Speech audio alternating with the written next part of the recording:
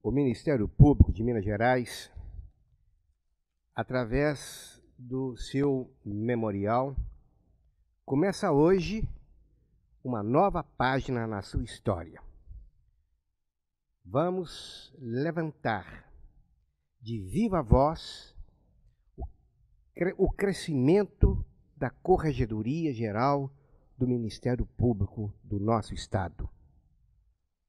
Ao meu lado, Dr. Sérgio Abrita, e na presidência, o nosso entrevistado, um dos homens que ajudou a construir o Ministério Público de Minas Gerais, Dr. Afrânio Proença. Dr. Afrânio deixou na instituição a marca da sua passagem, pelo seu exemplo, pela sua dedicação, pela sua competência, enfim, por tudo aquilo que os homens de bem fazem quando caminham pela vida. Doutor Afrânio, seja bem-vindo. Nós temos muita alegria em revê-lo aqui. O coração da gente bate com mais intensidade, não só pelo momento, mas também pela possibilidade de revê-lo numa das mesas do Ministério Público, de uma grande sala do Ministério Público, como se estivesse, como tantas vezes o fez, presidindo a sessão. Com essas saudações, nós gostaríamos, inicialmente, doutor Afrânio, que o senhor deixasse um testemunho sobre as suas origens. Então vamos saber quem foi não o doutor Afrânio Proença, mas o garoto, o menino, o jovem, o filho Afrânio Proença. Vamos ouvir então sobre o senhor falando sobre a sua vida inicial. Por favor. Eu agradeço as referências a mim feitas pelo doutor Cabral, cheias da generosidade própria do seu entendimento da minha passagem pelo Ministério Público, e atendo a sua solicitação,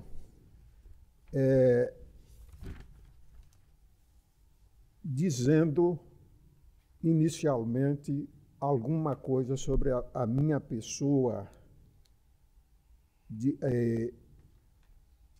conforme foi levantado pelo Programa de História Oral do Ministério Público. Inicialmente, os meus dados pessoais, o nome completo, Afrânio Proença, local de nascimento, Brasília de Minas, Minas Gerais, e meu nascimento é em 13 de agosto de 1923. Meu pai se chamava Antônio de Paula Proença e minha mãe, Carolina Alves Proença. Fui casado com Maria do Carmo Figueiredo Proença e a minha filha está aqui presente, e eu agradeço por ter me acompanhado, Carolina Maria Proença Nardi. Brasília de Minas, seu nascimento em Brasília de Minas, não é isso? E o senhor passou a juventude toda lá, a infância lá? A minha infância eu passei em Brasília de Minas, fiz meu curso primário no grupo João Beraldo e depois fui para a Diamantina, para o seminário, onde fiquei por 4 anos, cursando o seminário menor. De lá, eu fui para Januária fazer o curso. O curso de seminário, naquele tempo, não tinha valor oficial.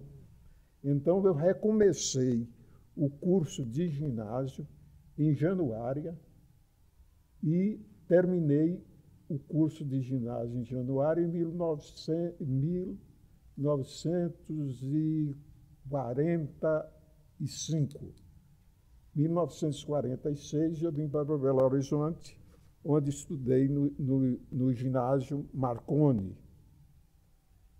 Terminado o curso clássico no ginásio Marconi, entrei para a Escola de Direito de Minas Gerais,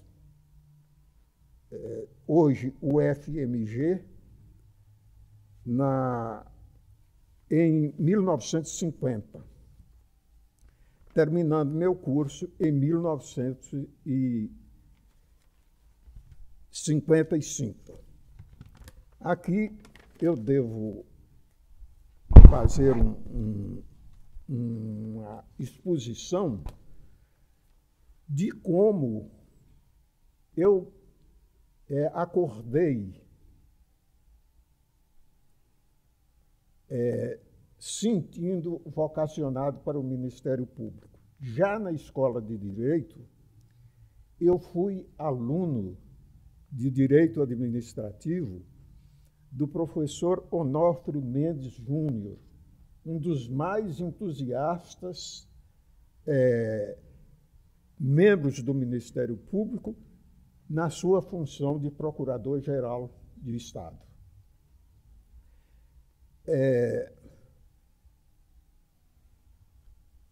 Eu digo que tenho o privilégio de ser aluno do professor Onofre Mendes Júnior, que lecionava Direito Administrativo, aí, ao mesmo tempo em que era Procurador-Geral do Estado, porque ele já tinha sido nomeado em 1946 e permaneceu um dos mais longos chefias do Ministério Público até o ano de 1957. Então, como aluno de Direito Administrativo, eu me permito relatar o quanto ele influenciou na minha carreira de Ministério Público. Primeiro, ele tinha o hábito de, no fim das aulas, ele permitir perguntas de qualquer jaez, porque era um homem altamente competente. Então, ele não limitava ao direito administrativo. Se bem que a pergunta que eu vou enunciar, que me despertou para o Ministério Público, tem muito a ver com o direito administrativo. Um aluno perguntou a ele, comentando uma peça de autos, se referia à presença do promotor de justiça como representante de um menor. O professor, ao responder, disse: não, o promotor de justiça não é representante do menor. O representante do menor são os pais, se for incapaz, é o tutor, o curador, mas o promotor de justiça aí comparece como custos legis ou como custos iuris. Então, nessa perspectiva, ele fez uma preleção sobre o Ministério Público que me veio à memória justamente devido a uma publicação que, na vez passada que vinha à Procuradoria, encontrei em cima de uma mesa, que chama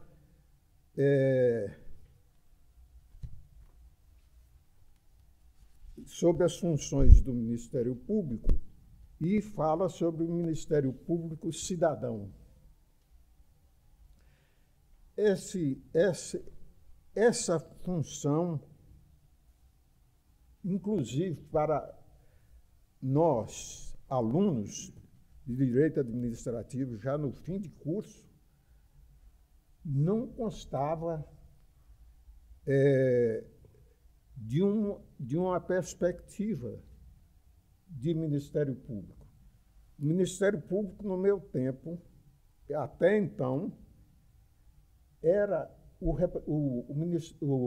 promotor de justiça era visto apenas como o acusador perante o tribunal do júri. E nessa caderneta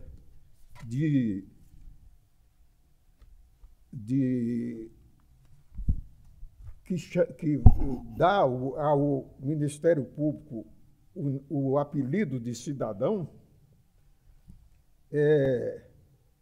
deixa para mencionar o Ministério Público Criminal por último e afastando essa ideia de que o promotor de justiça é o representante da sociedade apenas perante o júri. Coisa que naquele tempo foi debatido, porque aí abriu-se ensejo de algumas prelações do professor Randolfo Mendes Júnior, em que ele falava sobre as várias funções do Ministério Público. E esse caderno editado para conhecimento público pela Procuradoria foi muito feliz, porque, inclusive, dá uma visão geral sobre o que é o Ministério Público. E eu estou dizendo porque eu entrei no Ministério Público quando afastei a ideia de que era apenas acusador. É um depoimento muito importante. Mas eu só queria perguntar ao senhor, antes de nós entrarmos especificamente nessa questão de quando, o senhor já falou, como é que foi chamado, né, como é que o senhor sentiu essa vocação para fazer o concurso promotor de justiça, mas consta também da sua biografia, doutora Frane, que o senhor é formado em biblioteconomia. Biblioteconomia. Nós gostaríamos de saber se esse curso foi feito antes do curso de Direito, se o senhor fez concomitantemente, enfim, o que levou o senhor a fazer também o curso de biblioteconomia? O meu curso de biblioteconomia,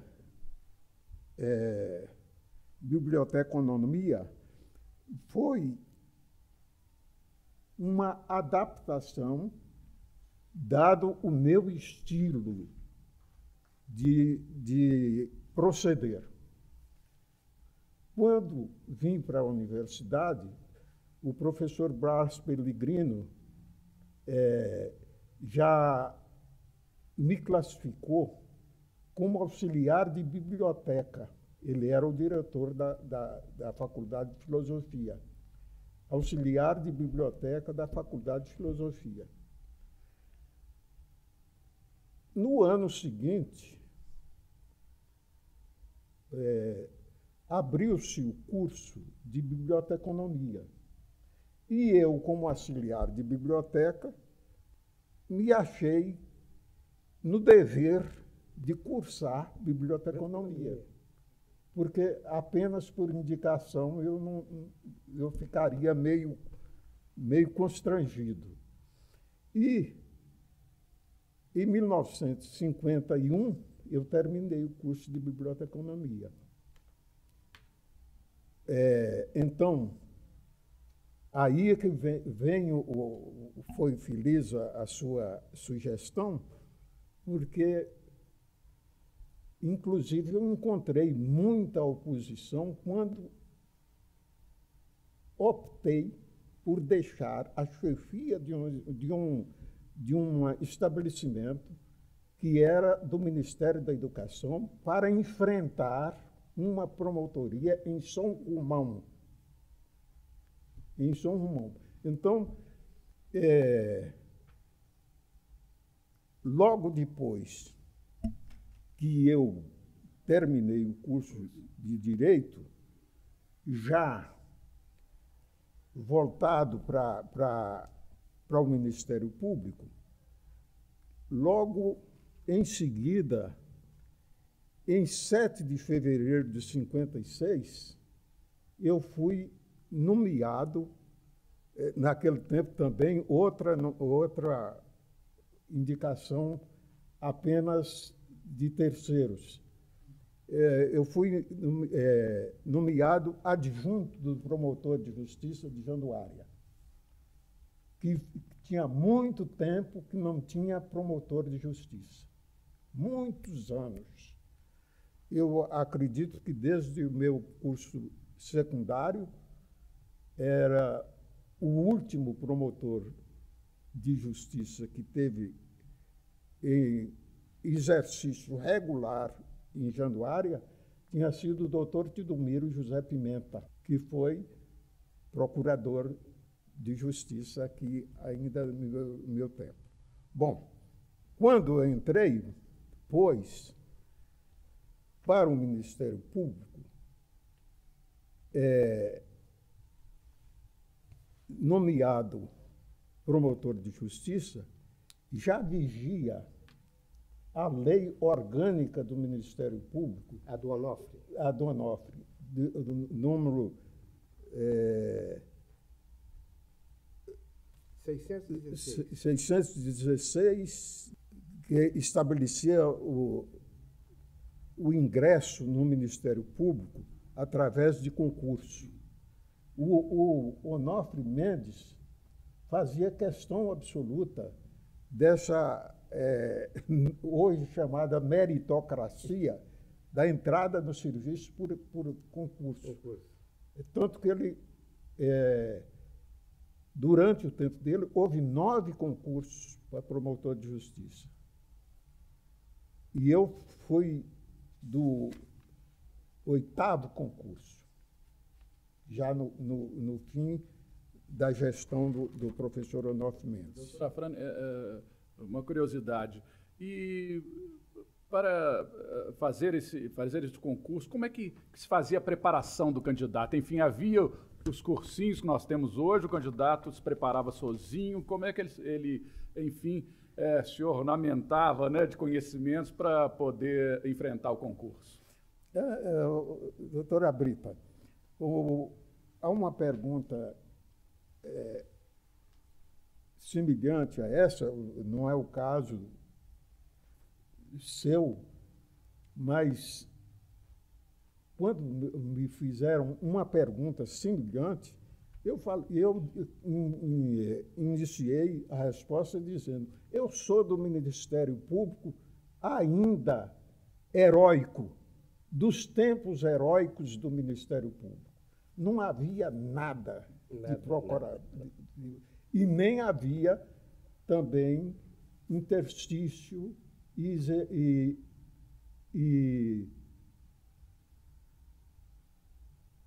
de exercício de profissão ligada ao direito.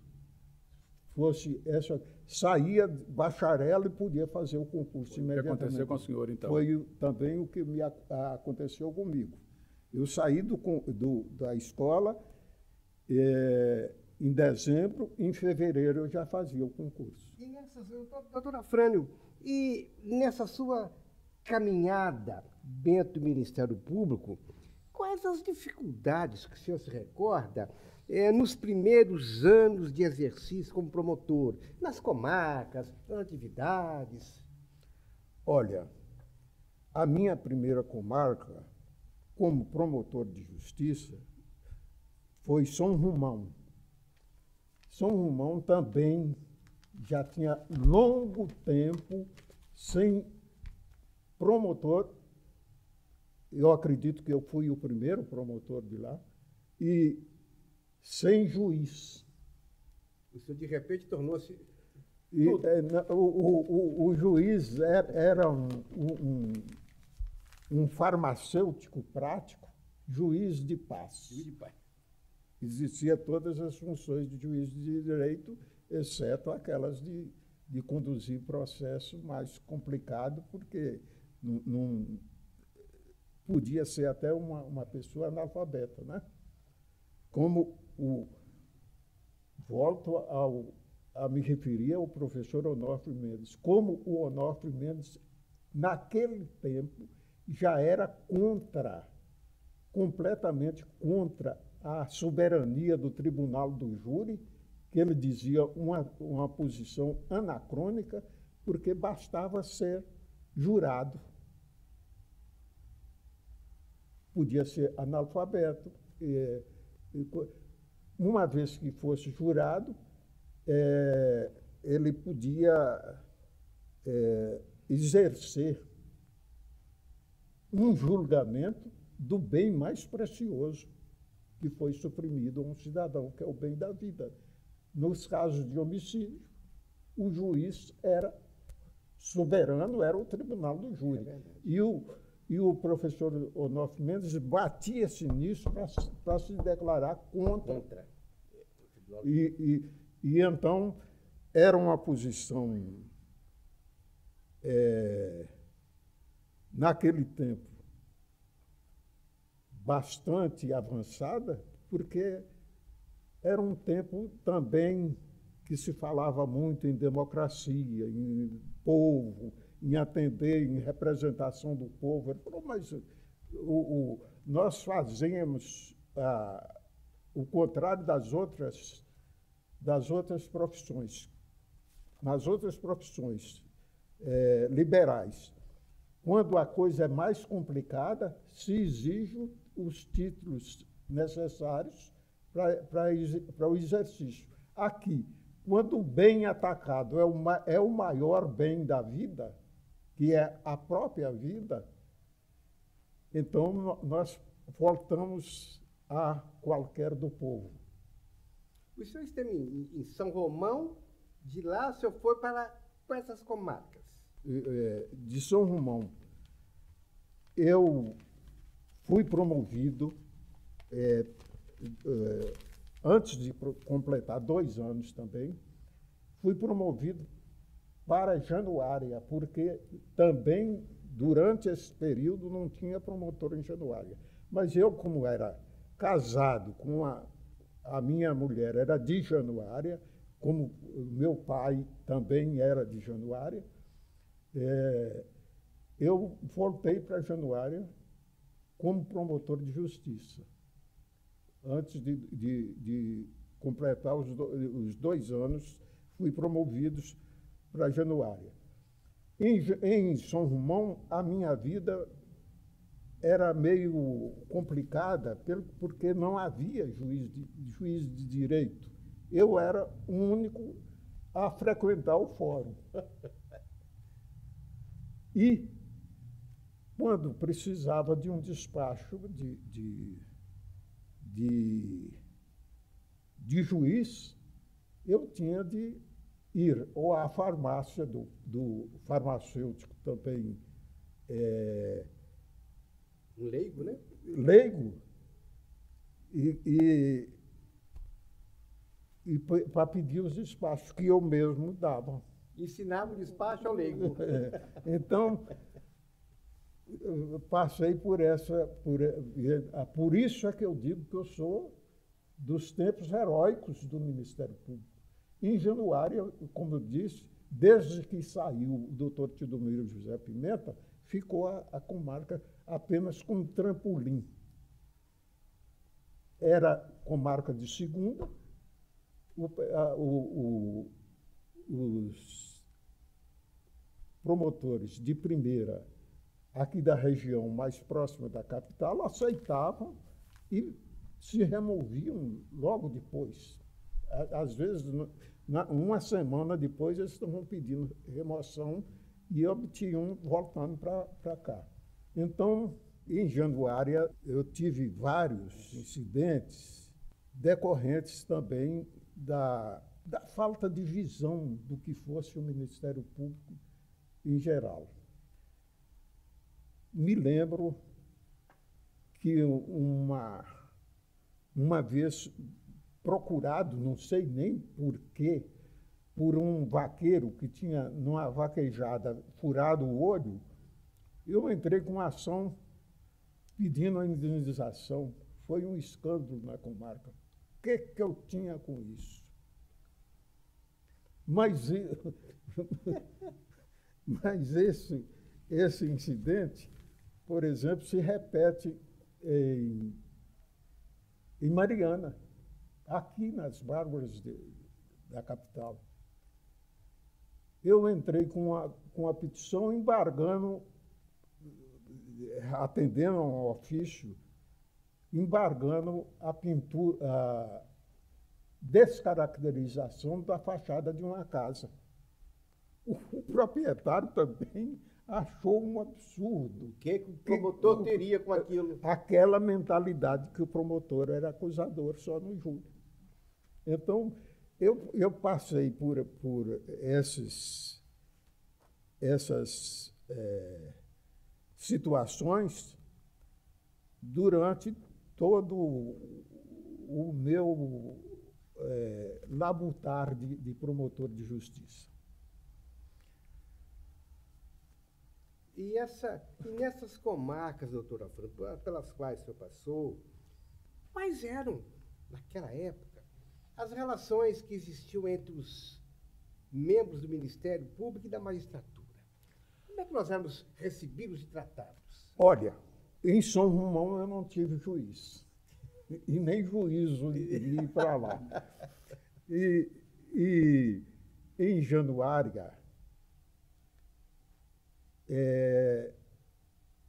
raramente havia juiz togado respondendo pela comarca.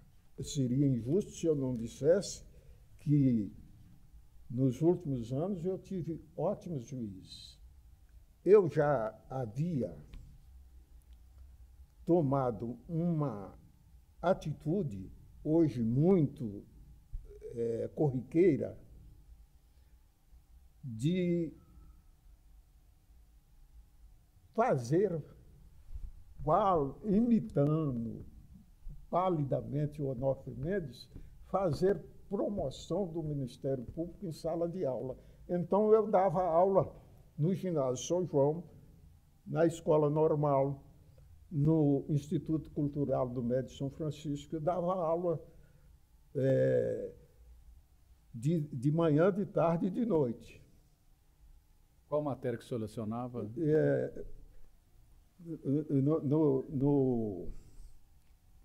No ginásio São João, eu lecionei História.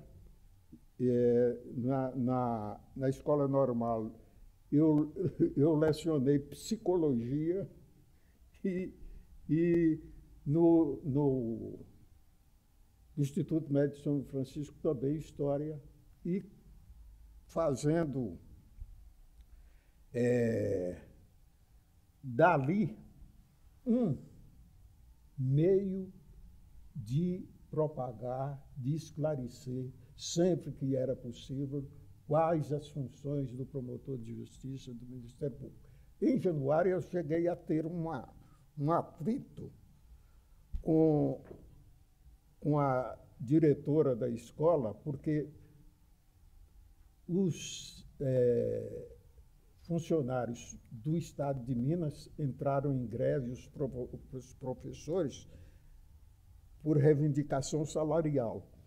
E lá, muito temerosos, foram todos para a minha sala saber o que faria. E eu me incentivei a... Entra em greve. E incentivei a acompanhar a greve que partia de Belo Horizonte. E a diretora não gostou, e então nós tivemos uns... Doutora, eu queria complementar só a pergunta do doutor Cabral por uma curiosidade, mais uma vez, quanto ao nosso instrumental, do aspecto do instrumental do Ministério Público. O que o senhor encontrava nessas comarcas quando o senhor chegava para trabalhar? Existia uma sala para o Ministério Público, ela dotada de telefones, máquina de escrever na época? Como é que era isso? O nosso que levava, o senhor que levava a máquina de escrever? Não existia gabinete de promotor. sala de promotor, em todos os fóruns que eu passei. É tanto que eu vou contar que a minha filha, que estava ali, uma das vezes que foi a Mariana, eles mostraram onde eu despachava. Tinha um salão grande, que era o salão do júri, atrás o gabinete do juiz, e eu, então, para atender ao expediente, eu ia ao fórum todos os dias. Para atender o expediente, eu ficava no salão do tribunal do júri. Mas como o salão é grande, e eu, para facilitar, ficava logo na entrada do salão. E então brincaram com ela lá e disseram: aqui é que seu pai trabalhava, o gabinete dele era atrás da porta, atrás da porta principal do... Então, o Ministério Público, dos tempos heróicos, não podia nem sonhar com o que é hoje. Com o que é hoje. E para que a gente chegue a Belo Horizonte, vamos completar, me parece, seria interessante o seguinte: como era, naquela época, como é que funcionava a estrutura administrativa da instituição? Como é que era a comunicação entre a capital e o interior, com a procuradoria, com todos os serviços? Como é que funcionava desde lá em São Romão, em Januária, Mariana? Como é que era esse contato? Hoje é tudo feito através de computadores. E como é que era naquela época? Era o correio comum, através de ofício, de um papel mesmo. O promotor se dirigia ao procurador-geral e, nas suas dúvidas e solicitações, e o procurador respondia na medida do possível. E o promotor recebia papel, recebia máquina para funcionar, o promotor tinha até franquia no correio. Como é que se fazia isso, doutora? O promotor de justiça era sozinho na comarca. A promotoria era a pessoa física do promotor. A promotoria de justiça era a pessoa física do promotor. Não tinha nenhum subordinado, nenhum funcionário. Para alguma diligência, o promotor tinha de pedir ao juiz autorização para algum oficial de justiça levar uma simples intimação do gabinete para um cidadão comparecer. Mas ele não tinha nenhum auxiliar, de forma que, para se valer do oficial de justiça, ele tinha de ter licença do juiz. Quer dizer que naquela época nós éramos secretários e nós mesmos. Nós tínhamos que fazer tudo. Não tinha nenhum funcionário, nem tinha gabinete. Os vencimentos eram pagos em dia, num dia certo, determinado, eles atrasavam? Como é que funcionava? Os vencimentos eram pagos através de um atestado de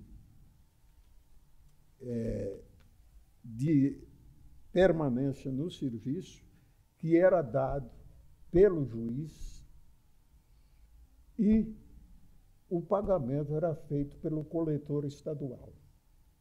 Atrasava de 3 a 9 meses o vencimento. E então, quanto mais pobre a comarca, mais difícil o provimento. Justamente por causa disso. Então, alguns promotores até, digamos assim, sem crítica, praticavam um certo desvio de função, porque o promotor também participava na arrecadação de dívida ativa. Então, aquelas comarcas em que a arrecadação era muito grande, o promotor jamais saía dali. E por isso que, então, verifica-se que muitos ficaram anos e anos em algumas comarcas. Principalmente no sul de Minas. Principalmente no sul de Minas.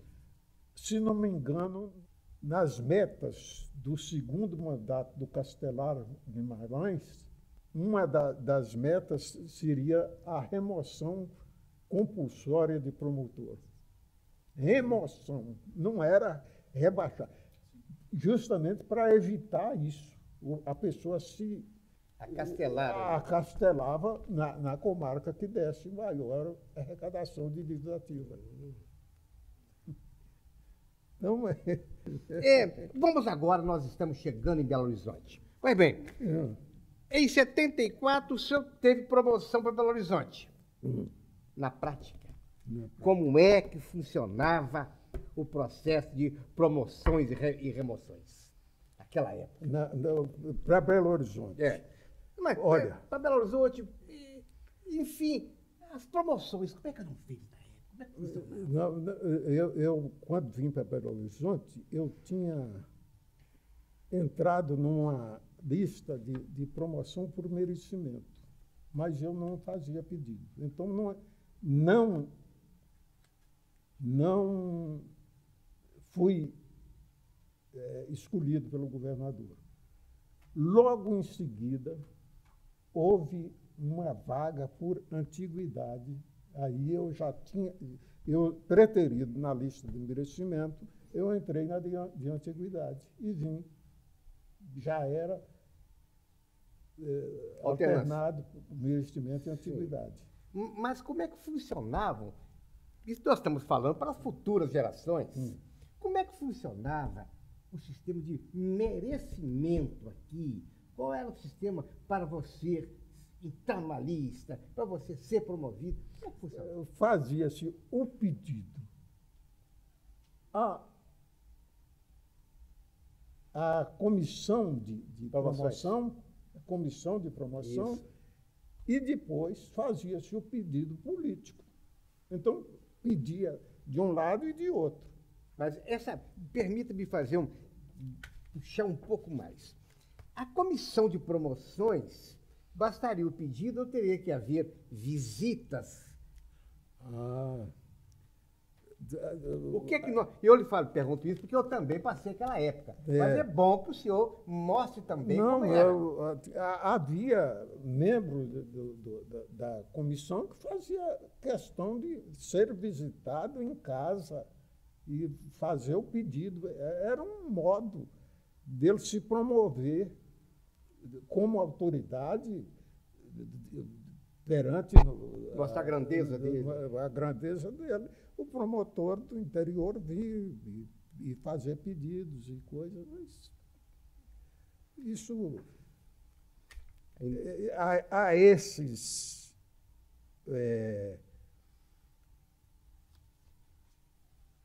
meandros, eu não entro muito, porque eu não entrava. Eu não entrava com pedido. Fiquei 20 anos para chegar na... Veja, o senhor Otofrânio, eu cheguei a procurador por antiguidade, porque eu me recusei também a entrar na fila do peditório.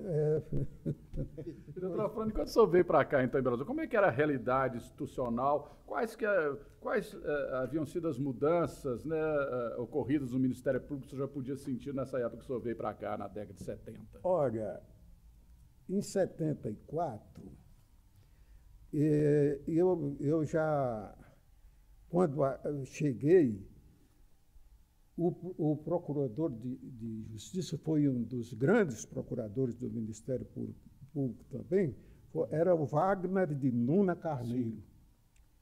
Wagner era despretensioso, não fazia... E então ele olhava muito o serviço do promotor.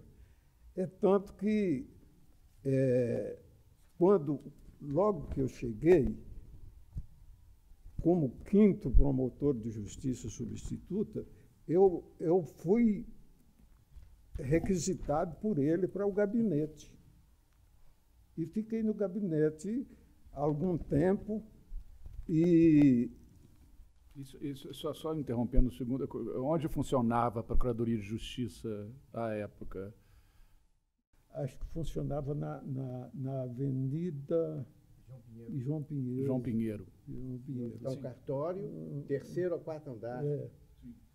Coisa muito exígua, muito apertada, mas era a realidade da época, né? Nessa ocasião, então, eu fui designado, era promotor substituto, então eu tinha de ser designado. Do gabinete, logo depois eu fui para a primeira vara da Fazenda Pública, para responder por todos os processos.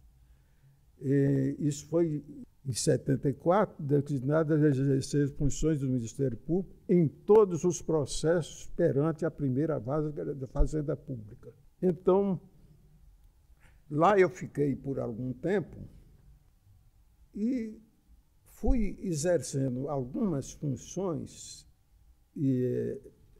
como de curador de menores. E em 39 de 76, fui designado para serviços na Procuradoria-Geral a partir de 1º de 76. Logo em seguida, fui designado para exercer as funções de procurador do Estado substituto, por portaria, até que fui promovido por merecimento, aí já a nomenclatura já modificou. Fui por merecimento, em 27/6/79, fui a procurador de justiça. Agora, nós estamos quase terminando falar sobre a carreira, para entrar na corregedoria. Aqui gostaríamos de ouvir a sua opinião sobre um detalhe, que não nos interessa nessa altura da vida. Mas veja, qual a sua opinião sobre a forma de eleição do chefe do Ministério Público? Eleição para a formação de lista tríplice para todos os integrantes da carreira e escolha pelo chefe do Executivo, que é a lista tríplice. Ou o senhor teria... Como é que o senhor vê essa formação, a escolha dentro de uma lista tríplice? O senhor concorda, não concorda? Qual a posição? Minha posição doutrinária é que isso fere a independência do Ministério Público. O Ministério Público é uma instituição totalmente, hoje, independente. Até a 2ª lei orgânica do Ministério Público se dizia que o Ministério Público era integrante do Executivo. Até aí tudo bem. Mas o Ministério Público hoje não pertence a nenhum dos poderes, nem é vinculado a nenhum dos poderes. Então, a posição do senhor que seria uma eleição do Procurador-Geral. Eleição do Procurador-Geral pela classe. Deixe-me fazer uma outra colocação. E essa eleição deveria ser feita entre os integrantes da 2ª instância do Ministério Público? Ou poderia alguém na 1ª instância chegar a Procurador-Geral? O que o senhor acha?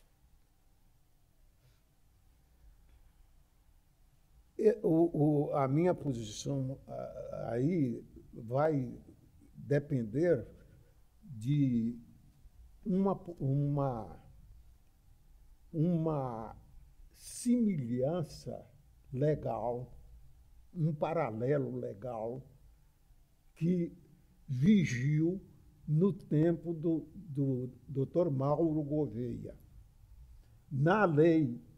Uma lei inspirada pelo Dr. Mauro Gouveia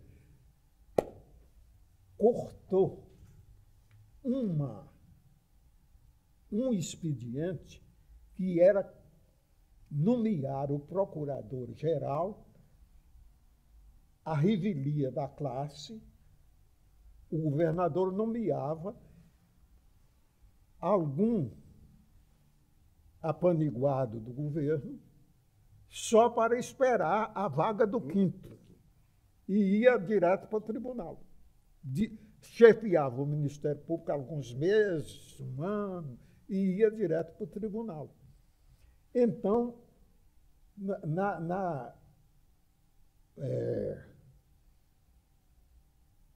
Lei de Inspiração do Mauro Gouveia, há um artigo que diz o seguinte, que o membro do Ministério Público, para representar o quinto constitucional, tinha de ter 10 anos de carreira.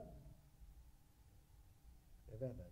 10 anos de carreira. E não fazia distinção de primeira e segunda instância. Então, eu falo por similitude. Essa seria a minha posição. Poderia ser primeira ou segunda, desde que tivesse 10 anos. Desde que tivesse 10 anos de prazer, com efetivo exercício já. Então, doutor, parece-me que agora, doutor, vamos passar agora para a Corregedoria Geral do Ministério Público. Enquanto promotor de justiça, como se dava o processo de correição dos membros antes da criação da Corregedoria Geral, em 73? Em outras palavras, depois de 73 tinha uma corregedoria para fazer correição. É. E antes de 73? Como é que se fazia? Havia alguma coisa? Antes de 73, a correição pertencia às atribuições do Procurador-Geral.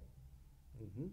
E então ele delegava poderes ou a um subprocurador, um procurador, e às vezes nomeava promotores mesmo para fazer sindicância. E presidir sindicância. Caso que aconteceu comigo por 2 vezes. Ah, sim? É. Foi, então, em nome do Procurador-Geral, um representante do Ministério Público fazer correição. É. Ah, bom, tudo bem. E como é que surgiu essa motivação, essa ideia do senhor de concorrer ao cargo de Corregedor-Geral do Ministério Público? Qual foi a motivação que o senhor teve para concorrer ao cargo? Vocês já devem ter percebido que eu não sou assim de me autopromover. Então, eu jamais teria coragem de me candidatar a corregedor geral se não fosse incentivado. E quem me incentivou foi o doutor Aloísio Alberto da Cruz Quintão. Excelente procurador-geral. Outro procurador excelente. É verdade. O doutor Aloísio Alberto da Cruz Quintão sucedeu a doutor Helvécio. Logo que ele tomou posse, ele me designou para algumas correções. E depois me chamou e me aconselhou, insistiu, que eu me candidatasse a corregedor. Ah, certo. Foi o doutor Aloísio Alberto da Cruz Quintão que me incentivou. Então, eu me candidatei, consegui entrar, não sei. Uma eleição feita também, o Colégio de Procuradores, que votava, fazia uma lista tríplice. A lista tríplice para o corregedor. O procurador escolhia um. Escolhia um. A esse tempo, eu já era membro do Colégio de Procuradores. Eu vou dizer agora como surgiu a corregedoria como órgão independente, não designado pelo procurador para ir fazer determinada correição, mas encarregado das correições, da orientação dos membros. Vai ser um depoimento extraordinário. Então,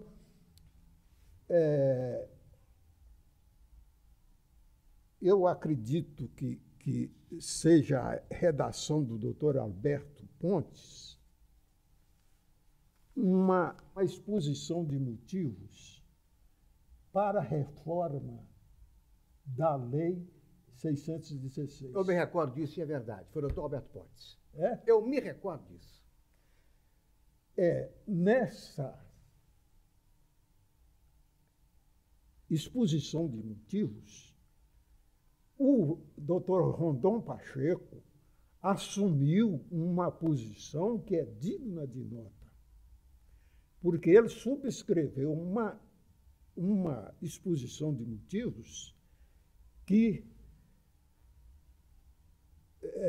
resume hoje, ainda hoje, a missão social do Ministério Público. E eu digo que tive a impressão que foi redação de Alberto Pontes, porque eu conheci bem o Alberto Pontes e o estilo é inconfundível. Encaminhando o projeto que se tornou na Lei 6.276, de 26 de dezembro de 1973, praticamente desvincula o Ministério Público até do Executivo. Por isso é que eu fiz aquela observação antes. Então, na exposição de motivos, é claro que o Rondon Pacheco assumiu uma posição em confiança. Em confiança. Ele diz o seguinte: está o Ministério Público Estadual ainda regendo-se pelo arcaico modelo da Lei 616, de 11 de setembro de 1950, alterada pela Lei 1.283, de 1º de setembro de 1975, velha de mais de 20 anos, e está contribuindo para enfraquecê-la no eficiente exercício de seus graves deveres, impedindo o seu crescimento natural. Sua modificação visa repará-la para o exercício de novas atividades impostas pela estrutura geopolítica, marcada pela crescente utilização das técnicas científicas. De fato, ele assinar isso há anos atrás foi impressionante. Os órgãos do Ministério Público constituem uma classe especial de servidores do Poder Executivo com funções distintas das demais classes de funcionários deste ou de outro poder. Isso é próprio do Alberto Pontes. Mas que aqui equiparam-se sem confundir aos modelos do Poder Judiciário, em cuja área atua preponderantemente como fiscal da execução da lei e protetor dos direitos humanos para fins de justiça social. Essa posição é a do Ministério Público hoje. É impressionante. Veja aonde o redator, que diga-se em louvor do Rondon Pacheco, por ter encampado isso, onde ele argumenta que aquele funcionário, embora ligado ao Poder Executivo, não pertence a nenhum dos poderes. Basta ver-se, para comprovar a assertiva, a sua atuação nos mandados de habeas corpus e mandado de segurança, nos quais o órgão do Ministério Público age com irrestrita liberdade de convencimento moral, mesmo contra a posição dos agentes ordinários de qualquer dos três poderes.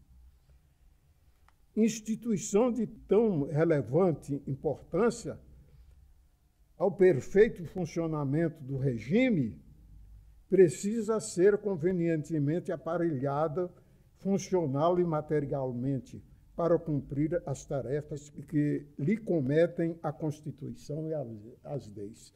Isso aqui também é a importância do regime, a importância do Ministério Público para o perfeito funcionamento do regime, o fiscal do regime democrático. O princípio que a Constituição atual veio convalidar.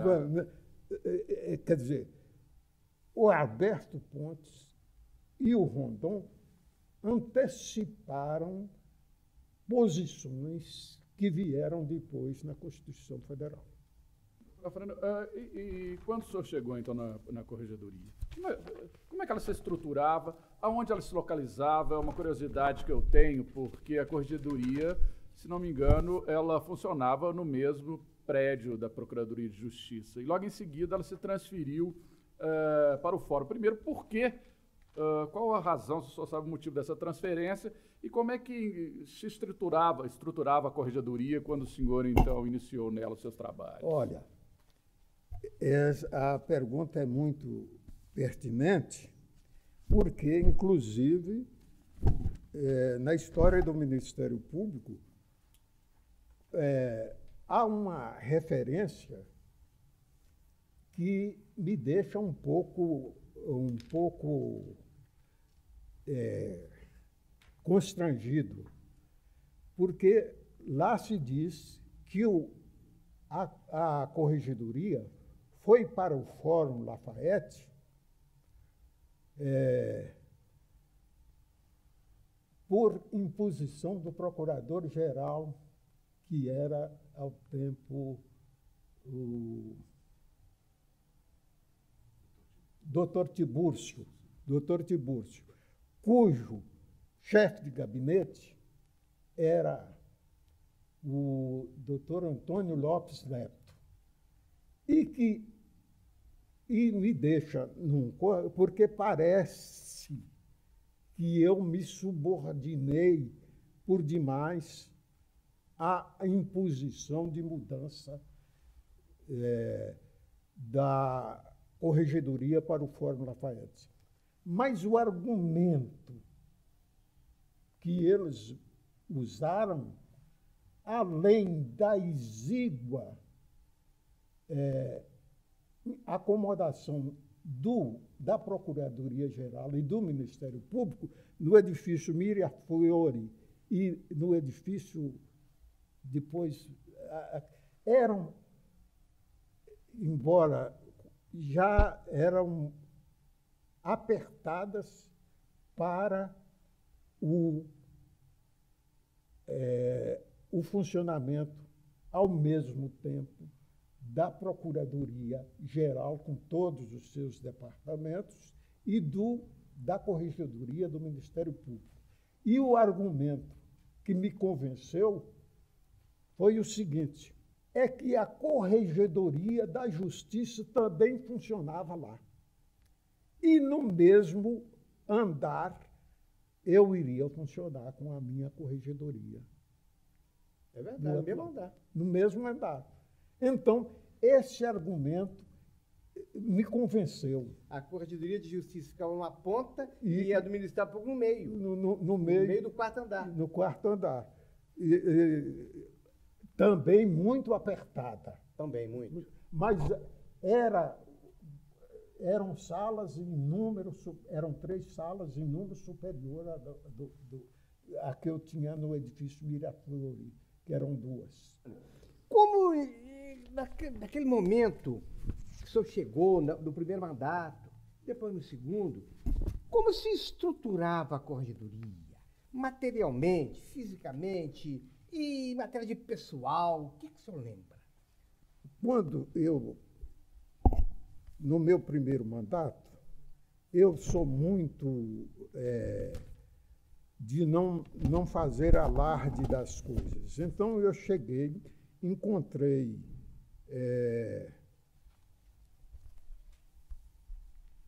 os assessores do Ministério Público já acomodados e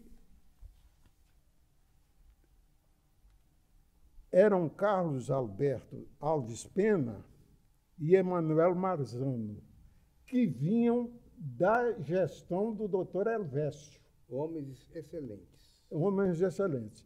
E na sua gestão veio Maria de Lourdes. Maria de Lourdes.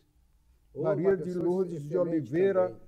E Silva Soares, que foi meu braço direito na corregedoria. Porque depois veio um outro, depois da doutora Maria de Lourdes, eu pedi imediatamente, quando eleito, que esses assessores que vinham da gestão do Helvécio e do Cabral continuassem comigo. E a Maria de Lourdes logo me sugeriu um outro nome que também me foi de excelente auxílio. Armênia Oliveira e Souza Rocha. Doutora Armênia Oliveira foi, então, a segunda a convidada, essa já convidada por mim. Certo. Em seguida, vieram o doutor Carlos Henrique Fleming Secum, excelente procurador, de uma competência exemplar, passou a ser meu guru intelectual de mão cheia, o Carlos Henrique Fleming Secum. O José Pontes Júnior, com toda a modéstia e coisa, também foi um excelente auxiliar. Eu tinha o nome em mente por causa do pai dele, com quem eu fui promotor, ele juiz e eu promotor em Januária. Uma excelente criatura humana. O doutor José Pontes. O José Pontes que veio para cá foi o José Pontes Júnior. Depois do José Pontes Júnior, Maurício Braga de Mendonça e Sérgio Parreira Britas, que veio fechar com chave de ouro a minha assessoria. Então, essa foi a minha assessoria. Eu, então, passei do primeiro mandato ao segundo com uma tranquilidade que foi me dada pelos meus assessores. E o trabalho teve reconhecimento do Conselho, porque eu fui reconduzido imediatamente, sem intervalo nenhum. Eu sou o primeiro corregedor com duplo mandato seguido. É verdade. Doutora, falei, como eram as condições físicas e materiais? Você nos deu a sua equipe, excelente, por sinal. Agora, o que tinha dentro da corregedoria? O que precisava e não tinha? Como é que era a luta? A corregedoria não tinha nada. Era o material que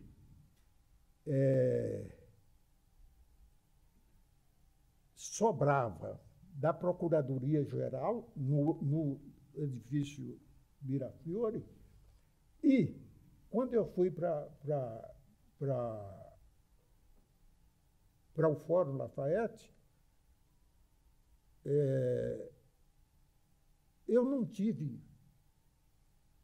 nenhuma assistência de fornecimento material, a não ser as salas lá, com os móveis antigos, arquivos antigos e tudo isso.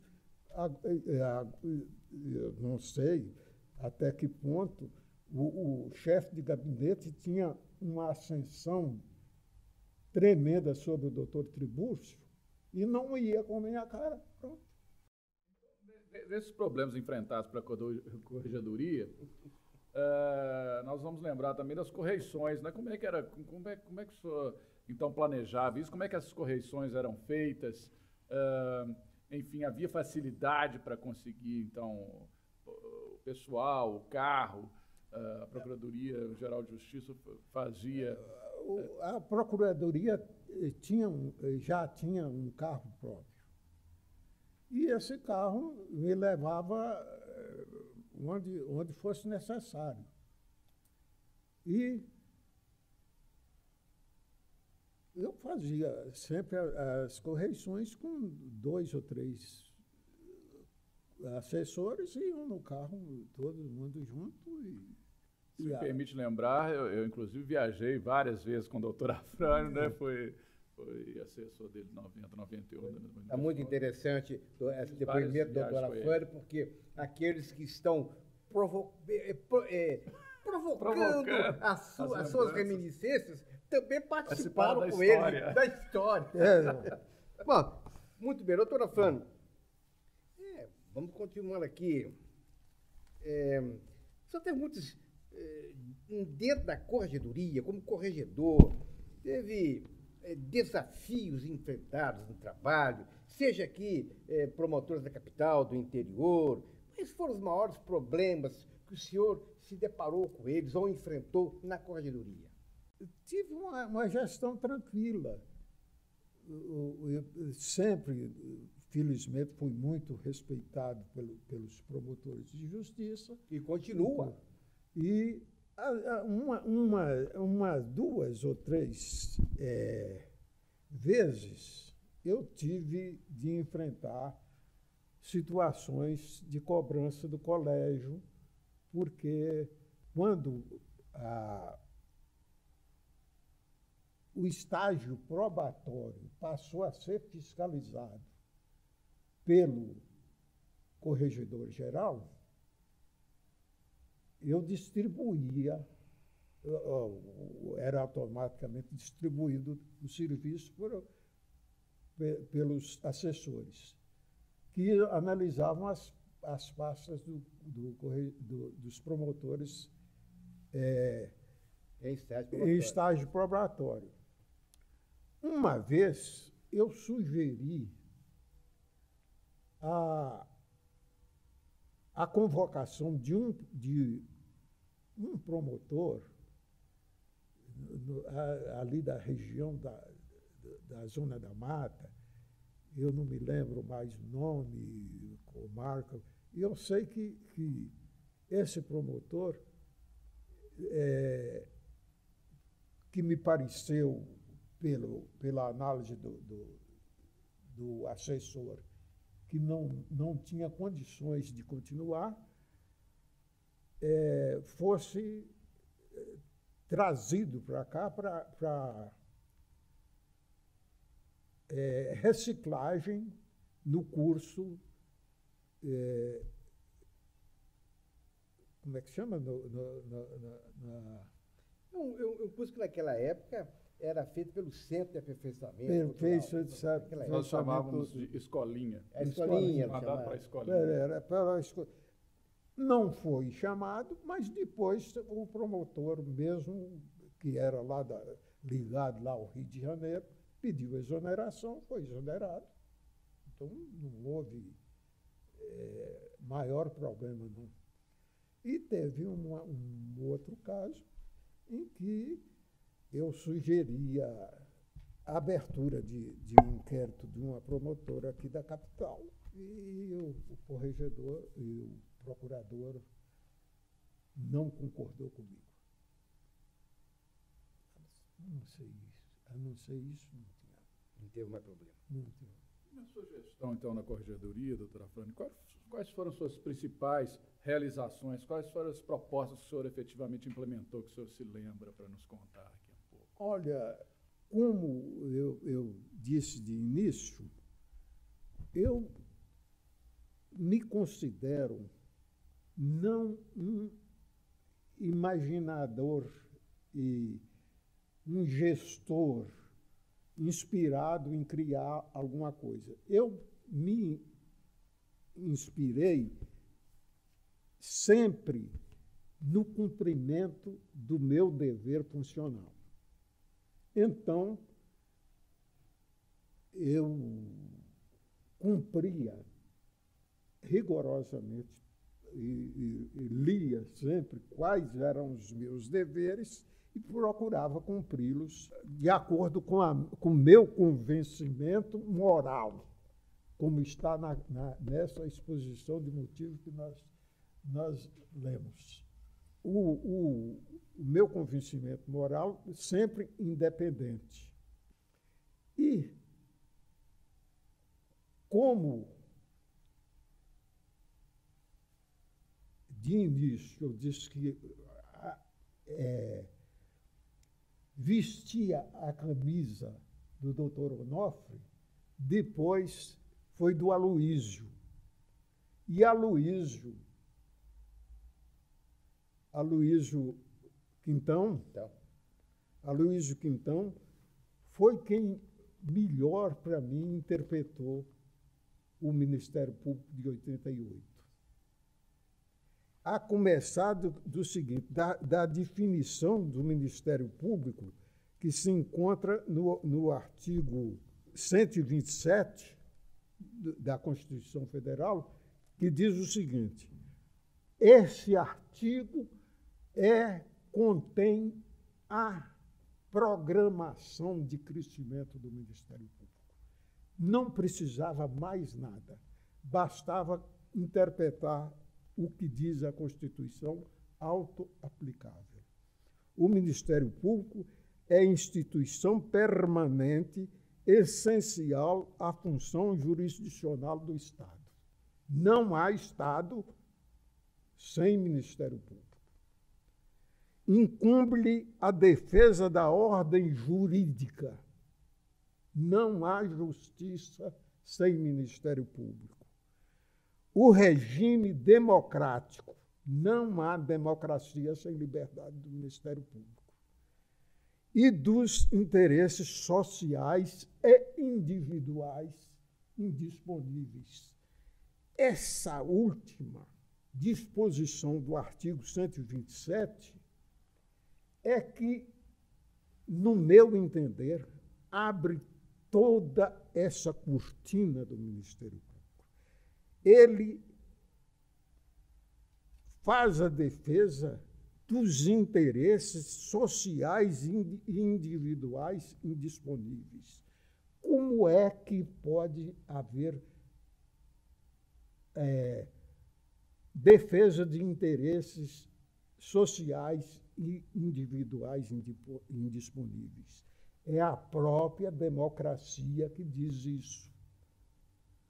Nós temos direitos individuais de que nós não podemos dispor, como é o caso da vida, e temos direitos sociais indisponíveis.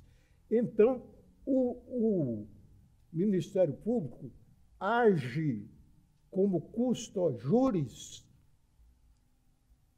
no equilíbrio entre direitos sociais e direitos individuais. Ele é o equilíbrio, é o fiel de balança. Deixe-me aproveitar exatamente essa colocação para lhe fazer o seguinte: o senhor viveu o Ministério antes e pós-Constituição de 88. Como é que o senhor falaria sobre o Ministério Público de antes ou de depois da Constituição? O Ministério Público de antes, era um Ministério Público mais vinculado à política e... Era mais político. Mais político. E submisso ao judiciário.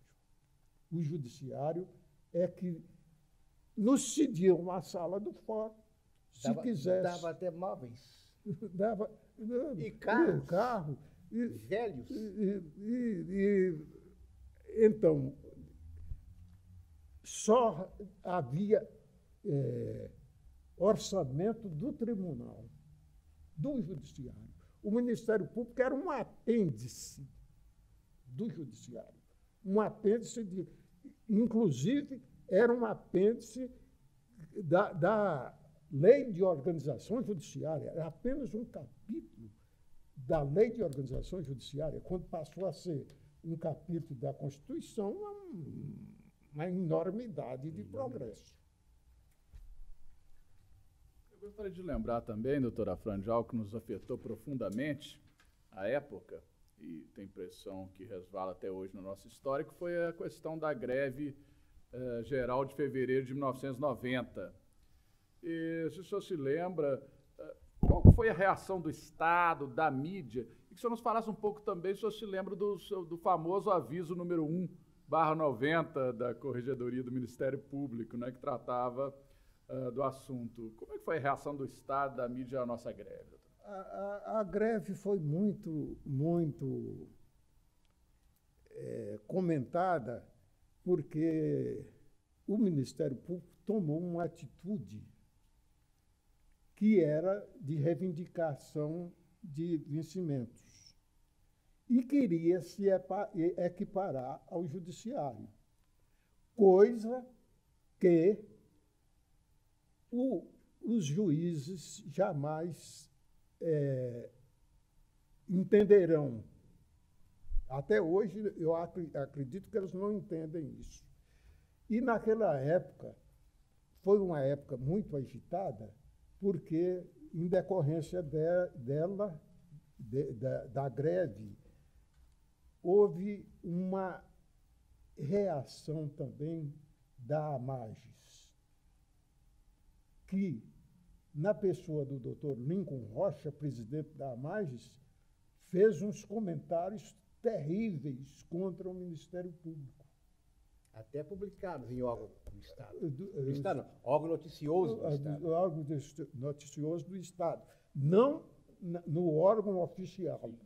Mas ele propalou aquilo de forma que atingia, inclusive, o quinto constitucional.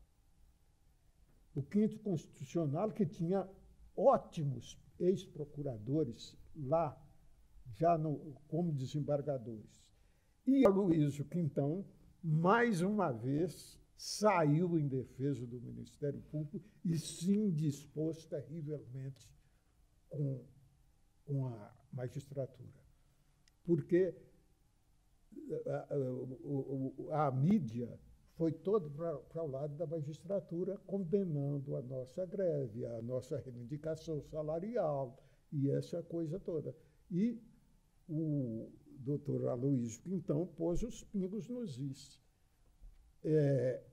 Mas a razão sempre prevalece. Depois, então, ele foi promovido pelo Tribunal de Alçada, como juiz de Tribunal de Alçada. Logo depois, também pelo valor dele, ele foi promovido a desembargador e pronto. Nós gostaríamos que o senhor discorresse sobre a relevância da função correcional em uma instituição que possui as características do Ministério Público. Bom, as características do Ministério Público são de independência e prontidão no serviço. Haja vista, por exemplo, o que se retarda, às vezes, burocraticamente ou judicialmente, o Ministério Público sempre se faz presente de maneira contundente e pronta. Não quero dizer com isso que todos os membros do Ministério Público usem auréola de santo. Longe de mim isso, essa visão unilateral. Em todas as funções e em todo segmento humano existem virtuosos e viciados.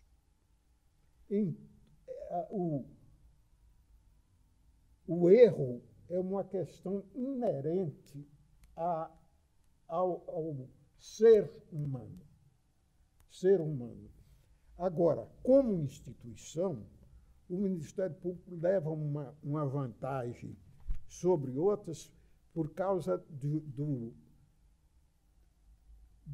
dessa ideia de promoção que nós trazemos no subconsciente. O homem é promotor de justiça, ele tem de promover e não esperar que a justiça seja feita, ele tem de promover a justiça. Essa posição acompanha-nos pela vida fora, fica no subconsciente. Haja vista agora, nessa efervescência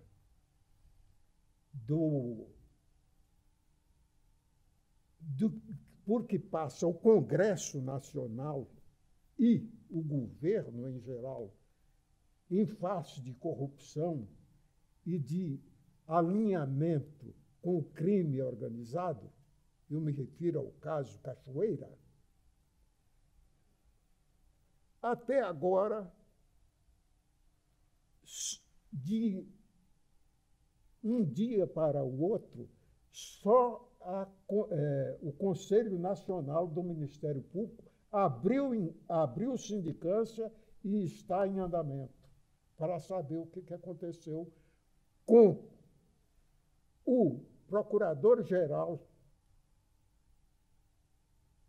cortando na própria carne, o Procurador-Geral do Estado de Goiás, que é irmão do senador que está em foco diante dessa corrupção, e do presidente da Associação de Promotores do Estado de Goiás. A única instituição que tomou de imediato providências foi essa que eu digo que é a promoção que ficou no subconsciente do Ministério Público. Então, os procuradores são mais voltados para essa seriedade de conduta, e isso é que tem engrandecido o Ministério Público. Qual seria essa visão ideal dessa ação correcional, né? Levando-se em conta principalmente que o nosso objeto, né, que é o indivíduo, né, o promotor de justiça, o procurador, que é investido de uma função pública. Como é que é essa ação correcional para o senhor? Qual que é a visão perfeita, ideal que o senhor tem de como deve ser feita essa ação correcional? Primeiro, a ação correcional é permanente. É vigilância sobre o serviço de cada membro do Ministério Público, seja procurador, seja promotor de justiça. Para isso, existe um acompanhamento do serviço, e pelo serviço retardado ou prestado ao devido tempo, nós aquilatamos a eficiência do procurador ou do procurador. Agora, qualquer suspeita deve ser esclarecido. Esse é que eu acho o ponto. Abrir sindicância não é julgamento. é um procedimento natural que pode acabar até transformando-se em elogio ou em arquivamento, se não se chega à conclusão. Mas, por exemplo, um promotor ou um procurador é acusado de prevaricação e, embora o corregedor, sabendo de que se trata de pessoa impoluta, ele abre a sindicância e depois colhe as provas e, no relatório, ele faz, inclusive, pode fazer e deve fazer o elogio se ele chegou à conclusão contrária de que era uma indisposição caluniosa. Perfeito. Doutor Afrânio, eu gostaria que o doutor Sérgio fizesse a penúltima pergunta ao senhor, para que eu pudesse encerrar essa presença que está encantando a todos nós. Então, eu gostaria de pedir ao senhor que destacasse algo que nós não abordamos, que o senhor quisesse dizer, né, sobre suas lembranças, dificuldades, enfim, alguma situação que não foi abordada, que o senhor quisesse ainda se manifestar sobre ela. Então, seria um prazer para nós ouvir o senhor. A minha manifestação nesse ponto, que eu acredito que seja final mesmo, seria agradecer aos entrevistadores, aguçar a minha memória. Eu estou com 88 anos, então eu tenho consciência de que a memória não anda lá essas coisas. Então, quando sou espicaçado, às vezes vem alguma coisa debaixo da cinza. Antes de encerrar, eu gostaria de lhe fazer um pedido. Nós estamos falando para o presente diante de algumas pessoas presentes. Mas, na verdade, este é um momento que se protrairá no tempo. À nossa frente, daqui a alguns anos, estarão novas gerações. Novas gerações não só de membros do Ministério Público, mas de corregedores. Então, por isso, eu gostaria que o senhor se dirigisse àqueles corregedores do futuro e que deixasse uma mensagem para eles. Algum registro, esse registro da memória do Ministério Público será o registro do primeiro ex-corregedor que é entrevistado para a história da corregedoria dentro do nosso memorial. Portanto, doutora Afrânio, na sua frente estão ali os homens e mulheres do futuro para receberem uma mensagem sua sobre esses momentos, sobre a vida que o senhor teve no Ministério Público e na corregedoria. Pode se dirigir para ele, doutor. Bom, sou sempre obediente às ordens, então eu viro para cá para dizer o seguinte.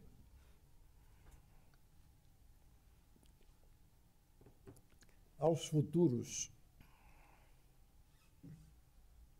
membros do Ministério Público, especialmente aqueles que ocuparem a Corregedoria de Justiça, a Corregedoria do Ministério Público, eu aconselharia uma virtude que, por generosidade do doutor Arbrita, me foi posto sobre os ombros: o equilíbrio.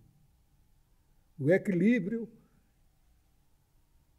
entre a fiscalização e a orientação. O corregedor do Ministério Público não é apenas um fiscal, Ele é fiscal da lei e fiscaliza, portanto, o cumprimento da lei dentro da própria instituição. Mas ele é sobretudo, diante dos novos membros do Ministério Público, um orientador.